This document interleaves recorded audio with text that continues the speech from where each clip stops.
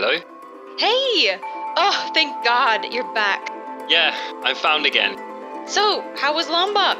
Well, let me tell you. Not less than 30 years ago, barely a tourist has set foot on Lombok Island. And even now, as an island of farmers you might say, it still feels like stepping back in time.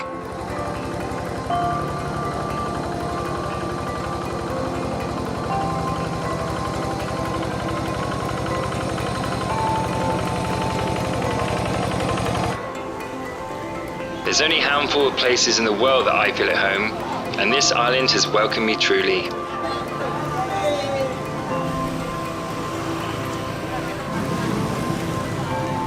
In fact, today I've been invited to a wedding, an awe-inspiring event anywhere in the world, but in Indonesia, it reaches new heights.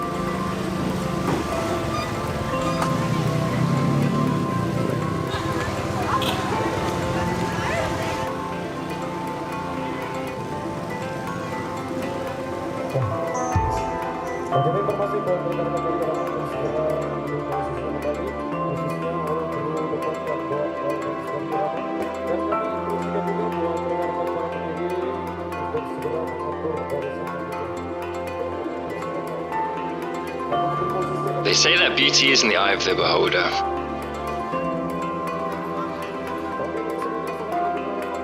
Well, in Indonesia's case, I think I'd be hard-pressed to find anyone who doesn't find the landscapes, customs, and the people of these islands truly enchanting. And Lombok is no exception. And things, they really matter here. Ritual, community, love, even bridges. In fact, I guess you could describe all of those things as bridges. A bridge to deity, to your soulmate, and to the others around you.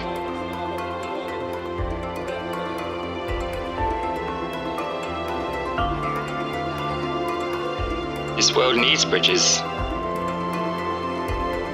And luckily for me, and I hope you too, I get to tell this story about one.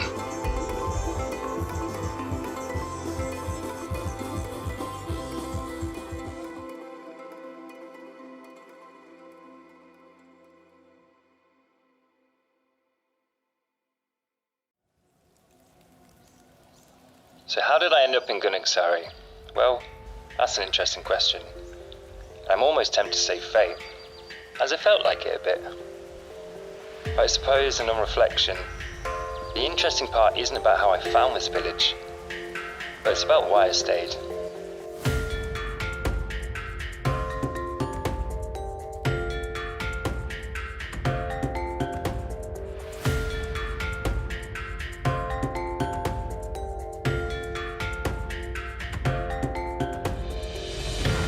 There's just so much activity here. You feel like you're in a bustling city, although each of these neighbouring villages has only one road. Everyone feels interconnected.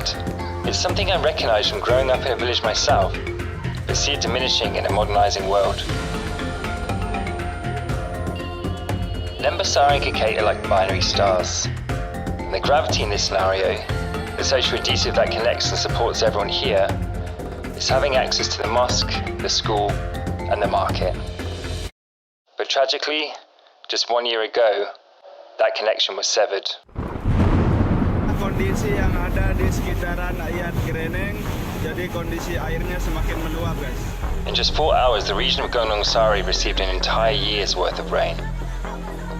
Families were forced from their homes, as were either swept away or reduced to rubble and driftwood, and local businesses were completely wiped out.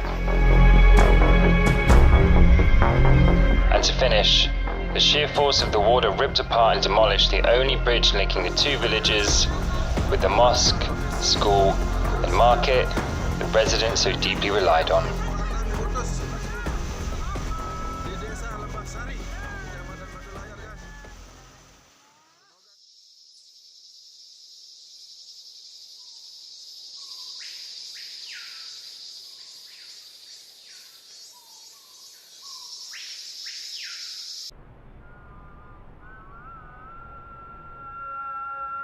400 homes and 400 families were shattered that day in December.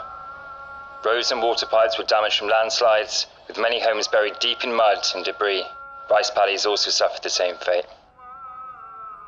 The width of the river doubled in size, washing away all the houses that lay on its banks, including the workshop of the local tailor.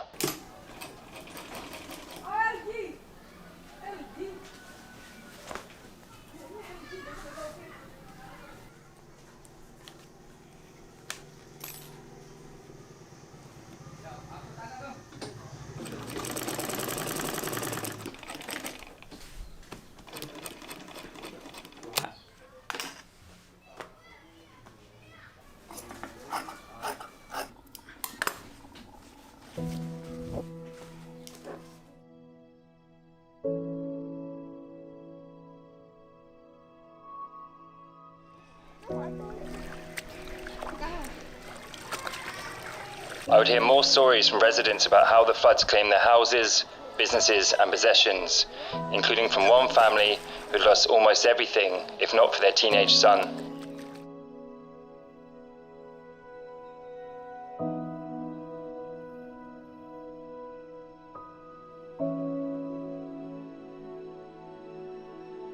I remember as a child having daydreams about being in a natural disaster, wondering how I would face it and the thrill of putting my mind and body through the ultimate test of survival.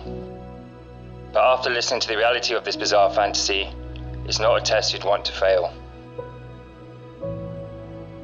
For 2 months, the family lived and slept underneath the roof of the market until they were given temporary accommodation behind the stalls, though the lease of this land is up next month. The government will build them a house for free, though the caveat is that they must buy the land underneath it first. But despite this, the family are happy that they have each other and see the event as divine intervention, a life lesson devised by Mother Nature herself. And the evidence of this is when, just weeks after the flooding, the whole family joined the rest of the community to help rebuild the bridge.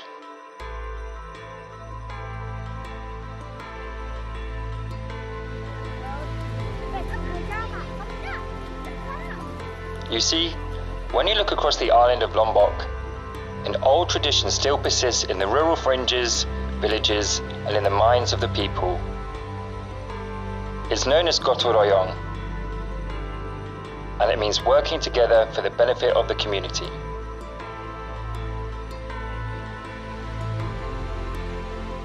It's a selfless action that supports those around you and forms a strong bond between everyone in society.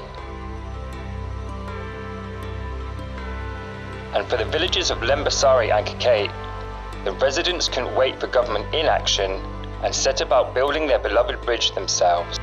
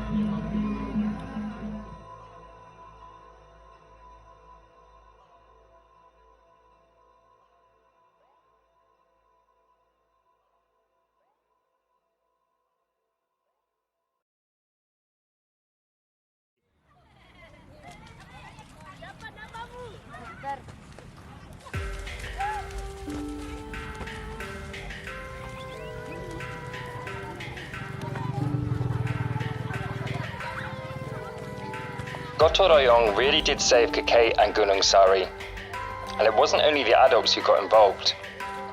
After days of carrying buckets of sand and water on their heads, the local children can once again run across the bridge to play football with their friends. Better than that, a new community centre was built out of the waste plastic from the flooding debris, which was collected and reformed into eco-bricks. Sustainability classes are now taught here, one of many new ongoing community schemes.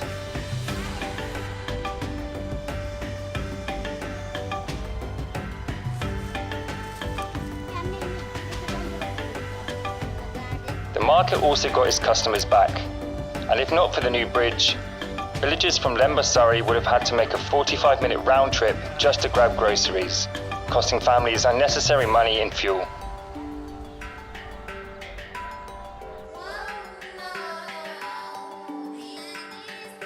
And the mosque, arguably the most important pillar, is accessible to all again and works closely with the local school, hosting inter-village events and talks that reinforce not only strong family values, but strong community ones too.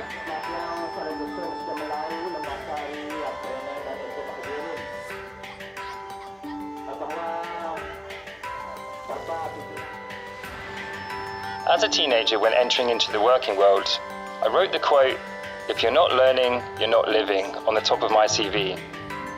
And this is why I stayed to tell the story. I relearned the feeling of happiness, of what it means to be a part of a community that not only cares for each other, but for the other groups around them and for outsiders just passing through. I think Gotong Royong is a necessary, important message in this developing world, as countries are modernizing, and that's a good thing. But with it comes individualism and tribalism, tearing us all apart. So apply a little Gotong Royong in your life, because after all, and if you think about it, Gotong Royong is the having, building, and sharing of love. Come on, mommy.